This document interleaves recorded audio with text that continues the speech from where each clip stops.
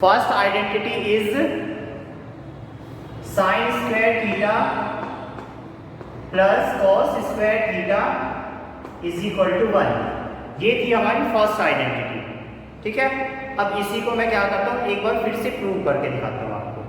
देखो बेटा, बहुत ध्यान से सुनो, मैंने पहले ही बताया था राइट एंगल ट्राइंगल है आपके सिलेबस में। क्या है? Right angle triangle. तो राइट एंगल ट्राइंगल के अकॉर्डिंग ही हम क्वेश्चन करेंगे। राइट एंगल ट्राइंगल के अकॉर्डिंग ही हम क्वेश्चन अटेम्प्ट करेंगे। ठीक है ना?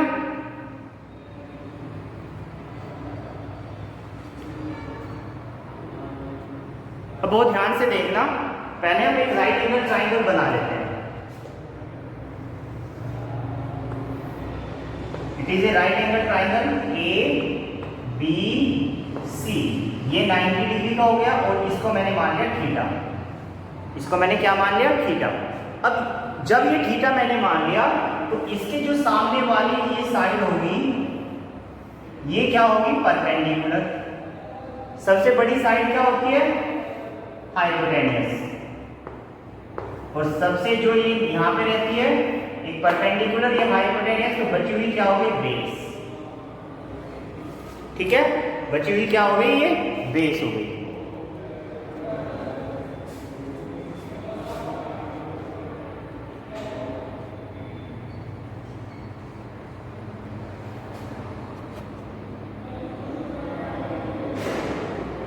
अब स्टार्ट करते हैं साइन थीटा। यहां से मुझे साइन थीटा की वैल्यू चाहिए, तो sine theta is equal to क्या होता है? Perpendicular upon hypotenuse. Sine theta is equal to क्या हो गया? Perpendicular upon hypotenuse. ओके बेटा, तो परपेंडिकुलर क्या है? इस ट्राइंगल के अकॉर्डिंग परपेंडिकुलर क्या है? बीसी। और हाइपोटेन्यूस क्या है? एसी। Hypotenuse is AC. ठीक है, नो प्रॉब्लम, यहां तक कोई प्रॉब्लम नहीं है।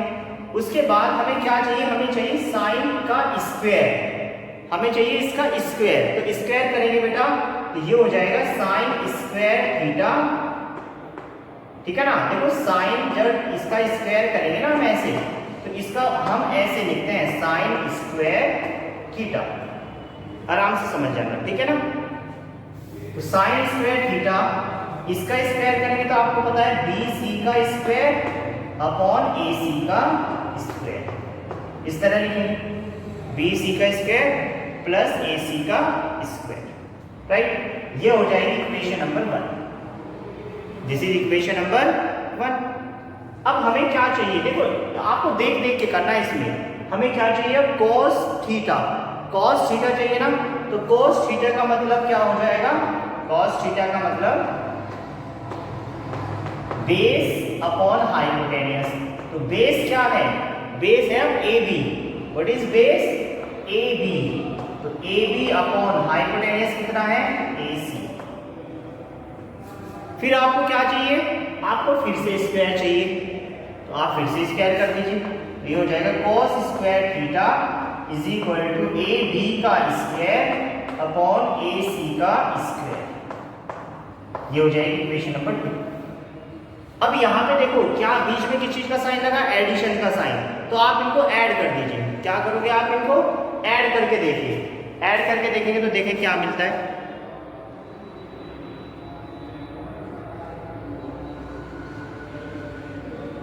ऐड करके देखते हैं बेटा क्या मिलता है। तो यहां से हमें क्या मिलेगा? Sign square theta. ऐड लिखते हैं, ऐड इक्वेशन 1 और 2। 1 और 2 को ऐड करते हैं तो यहां से देखिए आप sine square theta plus cos square theta equal to, इधर से ऐड करेंगे तो BC का स्क्वायर अपॉन AC का स्क्वायर प्लस AB का स्क्वायर अपॉन AC का स्क्वायर। AB का स्क्वायर अपॉन AC का स्क्वायर। चलिए भाई, एलसीएम लेते हैं। एलसीएम लेना तो हमसे आता है ना, जब हमारा डिनोमिनेटर सेम होता है तो इसको ऐसे का ऐसे लिखेंगे और यहाँ पे आ जाएगा, ऊपर वाला ऐड हो जाएगा BC square plus AB square. I think इसमें तो कोई डाउट नहीं होना चाहिए बिल्कुल भी। अब यहाँ पे आके हम पाइथागोरस थ्योरम यूज करेंगे, क्योंकि हमें क्या प्रूव करना है, हमें प्रूव करना है इक्वल टू 1। तो यहाँ पे पाइथागोरस थ्योरम यूज करेंगे in triangle ABC by PT, Pythagoras theorem. तो आप सबको पता है पाइथागोरस थ्योरम क्या होती है, हाइपोटेनियस का स्क्वायर, मतलब हाइपोटेनियस क्या है AC का square is equal to perpendicular कितना है BC का स्क्वायर प्लस AB का स्क्वायर। आप सबको पता है ना पाइथागोरस थ्योरम। तो इसके अकॉर्डिंग क्या हुआ बेटा, मैं BC square plus AB square की जगह AC स्क्वायर लिख सकता हूँ या नहीं लिख सकता हूँ, बिल्कुल लिख सकता हूँ।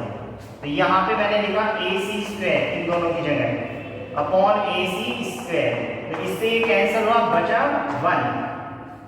तो क्या प्रूव हो गया, sine square theta plus cos square theta equal to 1। This is the first identity. और मैंने बताया था जो रिमेनिंग आइडेंटिटी है हम उन्हीं इसको इसी तरह से करेंगे, कराया था ना मैंने। क्लियर है बात? ओके चलिए तो नेक्स्ट करते हैं हम।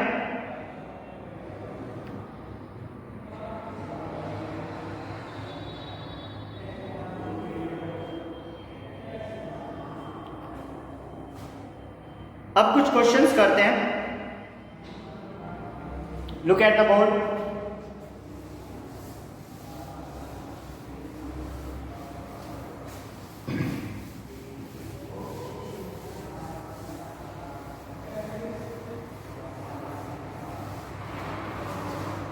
एक क्वेश्चन दे रहा हूं आपको, ध्यान से देखना। अब देखो फर्स्ट एक्सरसाइज जब हमने की थी वो थी कौन से, जिसमें हम sine cos tan cot sec cosec की वैल्यू फाइंड करते थे, ठीक है ना।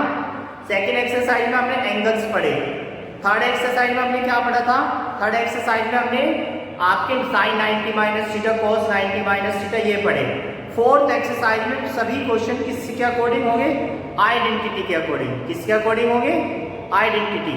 तो ये सारी आइडेंटिटी जो 3 आइडेंटिटी मैंने बताई हैं और फिर उसके जो फॉर्मूले बताए हैं अलग से, उनको याद रखना है। जैसे देखता हूँ फर्स्ट में आप क्या करोगे, देखते हैं। फर्स्ट में आप क्या करोगे, बहुत ध्यान से देखना।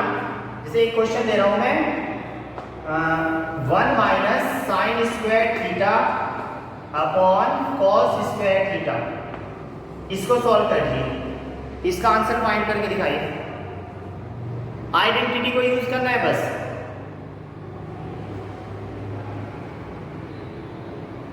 बताइए।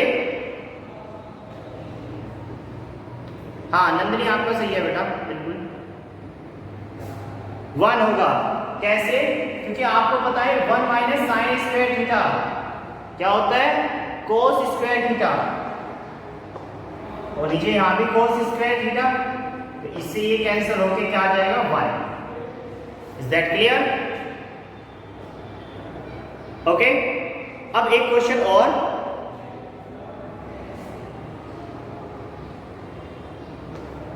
सेक square theta 1 plus sec square theta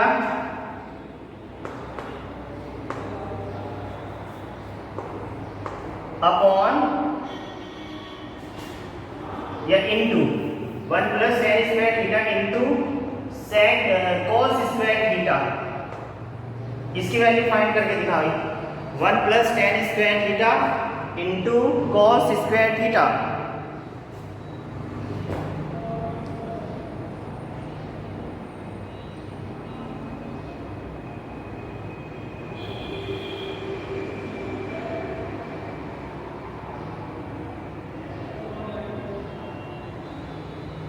बताइए।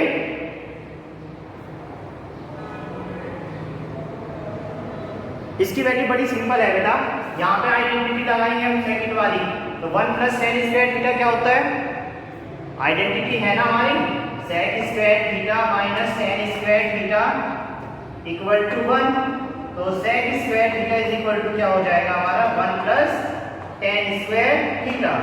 तो इस टेन स्क्वायर थीटा को क्या लिख सकता हूँ मैं, 1 प्लस टेन स्क्वायर थीटा को क्या लिख सकता हूँ, यहाँ पे लिख सकता हूँ मैं sec square theta into cos square theta.